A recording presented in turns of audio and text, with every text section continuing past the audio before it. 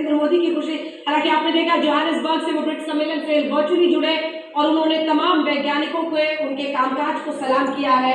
विश्व गुरु बनने की राह पर तेजी से बढ़ते हिंदुस्तान ने विश्व में पहली बार चांद के दक्षिण पोल पर एक तरह से फतह हासिल की है, वहां पर सफल मिशन के साथ, और चांद पर पहुंचने वाला चौथा मुल्क विश्व का बन गया है। बड़ी खुशी का दिन है। श्वेता सिंह हमारे साथ बने हुए हैं, हमारे साथ चित्रा भी है, लेकिन उससे पहले नेहा इसरो बेंगलुरु से हमारे साथ जुड़ रही है। वहां की खुशी का अंदाजा लगा सकते हैं। हम लोग तो खैर आखिरी दिन आते हैं और सब तालियां बटोरते हैं, तालियां लगाते हैं, लेकिन उनकी तो मेहनत आज रंग लाई है। आज सारा देश मैं सलाम कर रहा हूँ। मुझे एक बात बहुत ज्यादा प्रभावित करी यहाँ पर पूरे कवरेज के दौरान कि जब वो ऐतिहासिक लम्हा आया तो सिर्फ यहाँ पर मौजूद लोग नहीं, जो यहाँ पर मौजूद सिक्योरिटी पर्सन है, जो सीआईएसएफ के जवान है, वो दरअसल पूरे इर्द गिर्द इस खेमे के आ गए थे और उन्होंने अपनी तालियों की गड़गड़ाहट के साथ इस लम्हे को महसूस किया। लेकिन उस वक्त इतना ज्यादा शोर था, अंजना जय हो के नारे लग रहे थे, वंदे मातरम के नारे लग रहे थे, तालियां बज रही थी। तो जैसे ही प्रधानमंत्री ने झंडा लहराया, इस बात का स्टैंप लग गया कि हम कामयाब हो चुके हैं अपने इस मिशन में, और ये मिशन सिर्फ शुरुआत है। और इसी वजह से उन्होंने अंग्रेजी में भी संबोधन दिया। ये संदेश था पूरे विश्व को कि हम इस मिशन में कामयाबी पा चुके हैं, तो आप हमारे मिशन से सीख सकते हैं, अपने मिशन में उन चीजों को ला सकते हैं, आगे के अपने अभियान, अपनी स्पेस रिसर्च, अपने स्पेस मिशन में चंद्रयान 3 को आधार बनाकर इन रिसर्च को कर सकते हैं। तो ये दरअसल हम एक नजीर पेश कर रहे हैं, पूरे विश्व भर के लिए नजीर है कि देखिए हिंदुस्तान ने अपनी स्पेस रिसर्च पर चाहे कितने भी कमेंट्स आप सुनते हो कि कहा जाता हो क्यों स्पेस रिसर्च पर इतने करोड़ों खर्च किए जाते हैं, लेकिन उन्हें पूरी लगन और मेहनत के साथ, तो किसी साइंटिस्ट ने यहाँ पर कहा भी, उन्होंने कहा कि हमने सोते उठते बैठते जागते, आप तालियों की गड़गड़ाहट सुन सकती होंगी, एक एक शब्द जो ये साइंटिस्ट बोल रहे हैं इस पर तालियां बज रही हैं और यहाँ पर लोग उनका अभिवादन कर रहे हैं। लोग इस बात को स्वीकार रहे हैं कि ये आसान नहीं होता है। आप अपने घर परिवार को पूरी तरह से त्याग देते हैं, आप सिर्फ उस मिशन के बारे में सोचते हैं, उस पर फोकस करते हैं, और सिर्फ चंद्रयान 3 नहीं, अगला फोकस जिससे प्रधानमंत्री ने इसका अनाउंसमेंट किया, उन्होंने कहा कि आदित्य L1 होगा, जो सूर्य के लिए एक मिशन डिजाइन किया जाएगा। उसके बाद सूर्य पर भी हम नहीं रुकेंगे, हम शुक्र के लिए भी एक स्पेस मिशन डिजाइन करेंगे।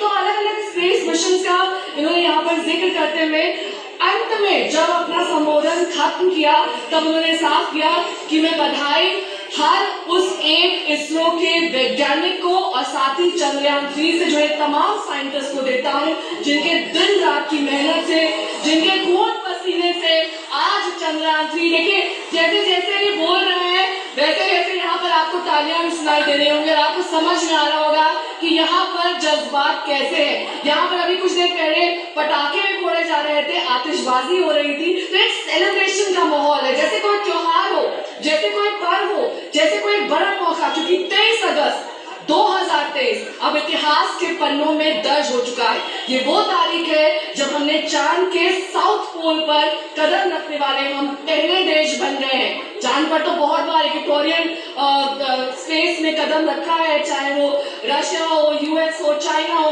और अब जब दक्षिणी ध्रुव पर हमने कदम रखा है तो आगे के लिए हमने रास्ता विकसित देशों के लिए भी तय किया है। ये ध्यान रखिए, हमने ये नजीर नासा के लिए भी पेश कर दी है, चाहे भले ही 1969 में एस्टैब्लिश हुआ इसरो, लेकिन इसका मतलब ये नहीं है कि हम किसी भी स्पेस मिशन के फेलियर से हमने सबक ना लिया हो, उसके बाद हम रुक गए हो। 4 साल की अथक मेहनत है जिसका नतीजा आज हमने देखा है। बिल्कुल, और वो दिन स्वतः याद आ जाता है जब ये हुआ था। लेकिन 2 तस्वीरें आज हम दिखाना चाहते हैं।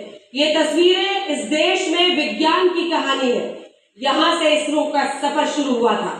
कौन वो हिंदुस्तानी नहीं होगा जिसका सीना गर्व से नहीं फूल जाएगा। ये वो शुरुआत और ये वो अंजाम, जो कि आज श्वेता ये दिखाता है कि अगर लगन, मेहनत और ईमानदारी हो तो कोई भी दूरी ज्यादा नहीं। चांद दूर नहीं, हम कब तक कहते थे, आज हमने चांद पर विक्रम को उतार दिया। लेकिन पूरी दुनिया में भारत को नीचा दिखाने के लिए दो तरह की कुंठाएं जन्म दी जाती थी। एक जो मेड इन इंडिया होगा वो अच्छा। मैं सुना उन्होंने बधाई दी है इसरो को, वैज्ञानिकों को, तमाम। क्या जाएगा उन ग्रहों पर, लेकिन आज देखिए भारत के वैज्ञानिकों ने वो पढ़ दिया है कि अब ऐसा कोई बोले उससे पहले उसकी सोच, उसकी इंटेलेक्ट पर सवाल हो जाएंगे। ये हमारे वैज्ञानिकों ने जो पढ़ दिया है, ये नाचते गाते हुए बच्चे उन सिनेमा के हीरोज नहीं, वो क्रिकेट के हीरोज नहीं, वो आज साइंटिस्ट बनना भी चाहेंगे। वो नहीं हिचकेंगे, उन्हें मालूम है कि किस तरह से पूरा हिंदुस्तान उनके लिए उस पल में भी खड़ा हो जाएगा। और हमारा जो ये मॉडल था जो लगातार हम दिखा रहे थे, अब उसमें से वो प्रज्ञान लैंडर निकल गया होगा ना, अब निकलना है, अब निकलना है, अभी लैंडिंग कर गया। अभी इसी तरीके से बंद डब्बा वहां पर पड़ा है और अब वहां से और एक के बाद एक अंजना यहाँ पर वो मैसेजेस अपना शुरू हो गए थे, कांग्रेचुलेशंस। और मैं तो आपको भी मुबारकबाद दूंगी और पूरा जो देश देख रहा है, हर एक व्यक्ति इस समय क्या गर्व से सबका सीना चौड़ा है, लग रहा है कि हम ही चांद पर पहुंच गए। हर एक व्यक्ति को, पूरे हिंदुस्तान को बहुत बहुत शुभकामनाएं इस ऐतिहासिक पल को अचीव करने के लिए। ये पूरे हिंदुस्तान की कामयाबी है सर, और खासकर इसरो को, जिन्होंने इतनी मेहनत की। और मैं देख रहा था कि वो कितने प्रिसीजन से सब जो भी हुआ उन्होंने जिस तरह से प्लान किया और वो सभी प्रिसीजन से वहां पर हुआ और हम सक्सेस मिला। एक मीटर हम भी देख रहे थे यहाँ वर्टिकल लैंडिंग कितनी परफेक्ट थी, आप ये देखिए। और इसरो में 1000 से ज्यादा साइंटिस्ट, इंजीनियर सब ने मिलकर ये मिशन को, जो इट्स अ ह्यूज सक्सेस, मतलब पूरी दुनिया को उन्होंने दिखा दिया। मुझे लगता है साइंटिस्ट को आदत नहीं होगी कि इस तरह से ढोल, नगाड़ा, भंगड़ा ये सारी चीजें होती रहे साथ में, लेकिन अब ये आदत लगानी पड़ेगी। पिछली बार कितनी तरह के मजाक सबने उड़ा दिए, अंतरराष्ट्रीय कम्युनिटी भी इस चीज को लेकर बैठे रहती है कि साउथ पोल पर कोई नहीं गया है चांद के, आप लोग क्या अचीव कर लेंगे। और बजट, कितने कम बजट में हमने ये कर दिखाया है, 615 करोड़। 615 करोड़। और आमतौर पर जब हम अमेरिका जैसे देशों को देखते हैं जिनका जो लूना 25 हुआ, उससे आधे से भी कम। 40 दिन हमने लगाए, वहां पर एक एक चीज को थरली देखा। और अब जो आगे होने वाला है वहां पर, जो आगे अनुसंधान, जो आगे शोध वहां पर होगा, वो पूरी दुनिया में जी। और साथ ही साथ आप देखिए, अगर नासा से कंपेयर करें तो हमारे इसरो का ओवरऑल बजट 15 गुना कम है, 15 गुना कम। तो भारत जैसा विकासशील देश जहां पर एक एक पैसा देखकर खर्च किया जाता है, वहां पर अगर आप चांद तक पहुंच गए हैं तो उस खर्चे में, जो कि नासा से 15 गुना कम है, और सफलता ऐसी जो पूरी दुनिया में कोई अभी तक अचीव नहीं कर पाया। और एक और अच्छी बात है, कुछ ऐसी हॉलीवुड मूवीज हैं जो इस प्रोजेक्ट से ज्यादा महंगी बनी है। तो जैसे ग्रेविटी, तो वो कहीं ज्यादा इससे महंगी ज्यादा मूवी बनी थी जितना 615 करोड़ में हम लोग चांद पे चले गए। और इसीलिए अंजना, मुझे लगता है कि प्रधानमंत्री नरेंद्र मोदी ऊपर से एक ऐसी जगह पर मौजूद है जहां पर जो ब्रिक्स की बैठक आयोजन हुआ, हम देख रहे हैं कि कैसे योगी आदित्यनाथ भी इस समय जब टीवी पर सुन रहे थे, जब प्रधानमंत्री बोल रहे थे, यानी उससे ठीक पहले जब लैंडर वहां पर पहुंचा था यूपी में और कई और राज्यों में, ये सचमुच में एक ऐसी जीत हासिल कर रहे थे जो आने वाले समय के लिए एक मिसाल है, एक नजीर है। उस रास्ते पर चलते हुए न जाने कितने देश अभी और इस तरह की शोध करने की कोशिश करेंगे, इस तरह के कारनामे करने की कोशिश करेंगे। लेकिन पहला हमेशा दक्षिणी ध्रुव पर चांद के, जिसको लेकर न जाने कैसी कैसी बातें कही जाती थी, और भारत में नहीं पूरी दुनिया में कही जाती थी कि क्यों नहीं वहां पर लैंड कर सकता है कोई। लेकिन आज उन सारी चीजों को, वो सारी जो गलतफहमी, जो सारे जो अजीबोगरीब तर्क और झूठी थ्योरीज थी, उन सबको नकार दिया है। पिछले साल तक यूएस में इवन आपके वहां के जो मीडिया पोस्ट थे उसमें भारत का मजाक बनाया गया था एक कार्टून के जरिए। चाइना में भी मजाक बनाया गया था, एलिट क्लब, बिल्कुल जी। तो आज हम सबने, पूरे भारत ने पूरी दुनिया को जवाब दे दिया है। और जैसे कि आपने कहा कि अब कोई हमारा को उंगली उठाएगा तो उसके इंटेलेक्चुअल पे सवाल उठेगा, उसको सोचना पड़ेगा कि इस तरह की बात आप कैसे कर सकते हैं। वो जो कार्टून है वो भी हम आपको बता देते हैं कि भीतर 2-4 देश ऐसे जो चांद पर पहुंच चुके हैं वो बैठे हुए हैं, और बाहर दरवाजे पर खटखटा रहा है एक गरीब व्यक्ति जो एक गाय को लेकर अपने साथ जा रहा है। तो वो कहा गया कि भाई वो एलीट क्लब है, तुम अपनी गाय को लेकर कहीं और जाओ। तो देखिए, हिंदुस्तान के पास वो संस्कार भी है कि गौ को माता, पृथ्वी को माता कहे, चंदा को मामा कहे, लेकिन इसका यह मतलब नहीं है कि चांद पर जाने की कोशिश नहीं करेंगे। और चांद पर जाएंगे भी, और उस जगह पर जाएंगे जो सबसे मुश्किल हिस्सा इसका अंजना रहेगा। ये आज हिंदुस्तान में साबित कर दिया है, हम लोग वर्षों से साबित किया है, पर आज कम से कम दुनिया में जिसने वो कार्टून बनाया होगा और जिन लोगों ने छापा है, जिस अंतर्राष्ट्रीय अखबार ने, वो सब बगले झांकते रहेंगे। और सबसे दिलचस्प बात तो श्वेता इसकी टाइमिंग है।